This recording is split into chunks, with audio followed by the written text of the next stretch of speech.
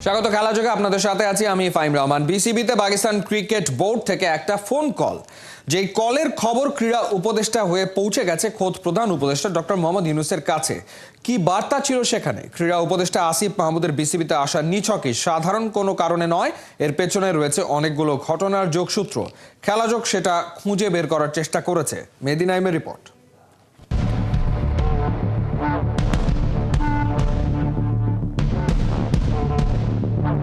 অনেক বিব্রতকর পরিস্থিতির মধ্যে পড়তে হয়েছে।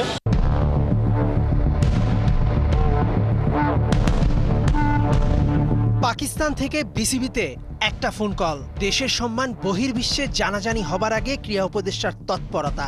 ৭ ফেব্রুয়ারি বিপিএল ফাইনালে আসছেন না প্রধান উপদেষ্টা ডক্টর মোহাম্মদ ইউনূস। দর্শক, আসিফ মাহমুদের বিসিবিতে আসা নিছকই সাধারণ কোনো ঘটনা নয়, এর অন্তরালে আছে অনেকগুলো ঘটনা। খেলাযোগ সেটাই সবার সামনে আজ তুলে ধরবে।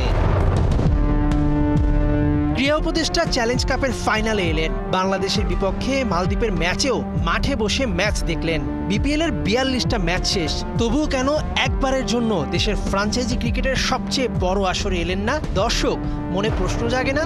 অবশেষে যখন এলেন কালিমা লেপনের বিপিএল এর মান অভিমান ভুলে, সেটা বাংলাদেশকে বড় ধরনের সম্মানহানি থেকে রক্ষা করার উদ্দেশ্যেই। রাজশাহীর ব্যবস্থাপনা পরিচালক শফিকুর রহমানের পায়চারি, ক্রীড়া উপদেষ্টা বিসিবিতে আসায় আড়ালে এমন অস্থিরতা ছিল বিসিবির অনেক কর্তার। বাংলাদেশে এবার অনেক পাকিস্তানি ক্রিকেটার বিপিএল খেলতে এসেছেন, যাদের বেশিরভাগই চুক্তি মাফিক অর্থ বুঝে পাননি এখনও। পাকিস্তান ক্রিকেট বোর্ড বিসিবির কাছে দ্রুত বিষয়টি সমাধানের তাগিদ দিয়েছেন, যা নিয়ে কাজ করছে খোদ বাংলাদেশে নিযুক্ত পাকিস্তানের অ্যাম্বাসেডর। বিসিবি যুব ও ক্রীড়া মন্ত্রণালয় হয়ে যে খবর পৌঁছেছে প্রধান উপদেষ্টা ডক্টর মোহাম্মদ ইউনূসের দপ্তর পর্যন্ত, উদ্বিগ্ন আসিফ মাহমুদ খেলা দেখতে নয়, বরং দেশের সম্মান রক্ষার্থে জরুরি আলোচনায় বসেছিলেন বিসিবি কর্তাদের সঙ্গে।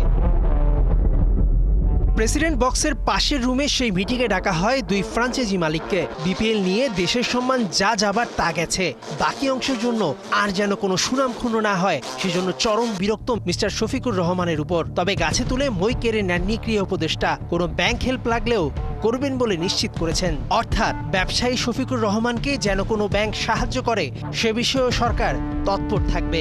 আমি আজকে সরাসরি রাজশাহীর মালিকের সাথে কথা বলেছি এবং তিনি আমাদেরকে আশ্বস্ত করেছেন যে তিনি পেমেন্টটা ক্লিয়ার করবেন, এবং আমরা আমাদের পক্ষ থেকে বলেছি যদি তিনি সেটা করতে ব্যর্থ হন অথবা না করেন, সেক্ষেত্রে পরবর্তীতে আমরা কথা বলার মধ্যে থাকবো না, আমরা আইনি ব্যবস্থা নিব।